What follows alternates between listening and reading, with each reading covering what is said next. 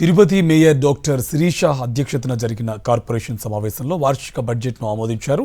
2025-26 ఏడాదికి గాను 271 కోట్ల రూపాయల బడ్జెట్ను ఆమోదిస్తూ తీర్మానం చేశారు. ఇటీవల టౌన్ ప్లానింగ్ ఉద్యోగి తనను అవమానించిన ఘటనకు సంబంధించి కమిషనర్ను విచారణ కోరారు మేయర్ శిరీష. కమిషనర్ మౌర్య నుంచి సమాధానం రాకపోవడంతో మేయర్ సమావేశం నుంచి బాయ్కాట్ చేశారు.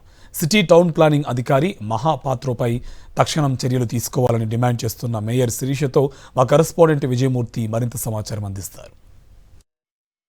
డిప్యూటీ మేయర్ ఎన్నిక సందర్భంగా హానరబుల్ మేయర్ పట్ల అనుచితంగా ప్రవర్తించినటువంటి టౌన్ ప్లానింగ్ ఉద్యోగి తీరును నిరసిస్తూ ఈరోజు మేయర్ డాక్టర్ శిరీష బాయ్కాట్ చేశారు.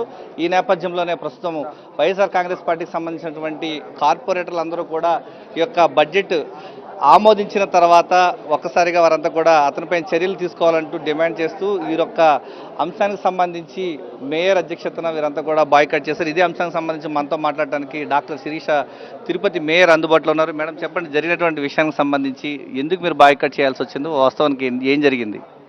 ఇవాళ తిరుపతి నగరపాలక సంస్థ 2025-26 ఆర్థిక సంవత్సరానికి గాను బడ్జెట్ని అంచనాలతో ప్రవేశపెట్టడం ప్లస్ సాధారణ సమావేశం కూడా నిర్వహించడం జరుగుతూ ఉంది.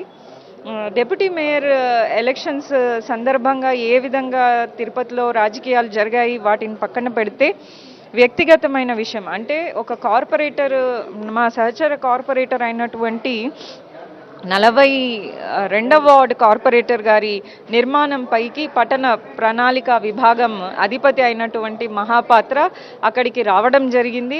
అప్పుడు నేను మేయర్గా, తర్వాత తిరుపతి నియోజకవర్గ సమన్వయకర్త అయినటువంటి అభినయ్ గారు, మా కార్పొరేటర్స్, తర్వాత అందరం కూడా అక్కడికి వచ్చి వాళ్ళని ఎక్స్ప్లెనేషన్ అడుగుతూ ఉన్నప్పుడు మీరు కనీసం ఓనర్తో అట్లీస్ట్ మీరు మాట్లాడారా అంటే, ఎందుకంటే డెమాలిషన్ ముందు ఖచ్చితంగా నోటీస్ అనేది సర్వ్ చేయాలి, పోనీ ఆయన అందుబాటులో లేదే అంటే కనీసం పేపర్ అతికించాలి, అది కూడా లేకపోతే ఆయనతో కాంటాక్ట్ అయ్యారా అని అడిగాను.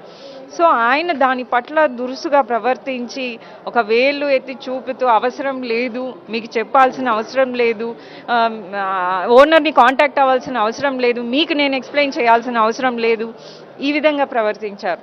సో అది ఇవాళ నేను కమిషనర్ గారిని అడిగాను, మీకు ఇది దృష్టిలో వచ్చుంటుంది ఖచ్చితంగా, మీరు వాళ్ళని ఎక్స్ప్లెనేషన్ అడిగారా? ఆయనే కాకుండా ఆయన కింద అధికారులు కూడా, మూర్తి అని, ఆ తర్వాత వంశీ అనే 2 టౌన్ ప్లానింగ్ ఆఫీసర్స్ కూడా చాలా అంటే వాళ్ళు ప్రవర్తించిన తీరు చాలా దురుసుగా ఉండడము చాలా బాధ వేసింది.